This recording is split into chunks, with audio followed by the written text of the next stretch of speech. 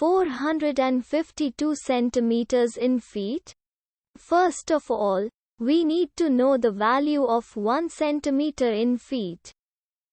It's always 1 centimeter equals 0.03280839895 feet.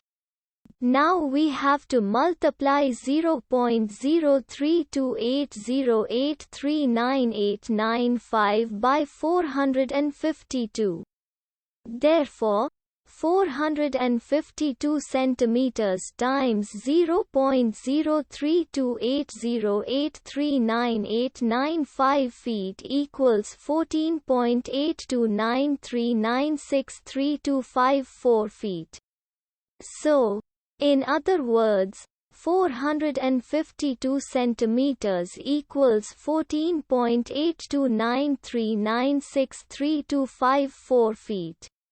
We hope you have enjoyed this video. Please like and subscribe to our channel for more videos like this.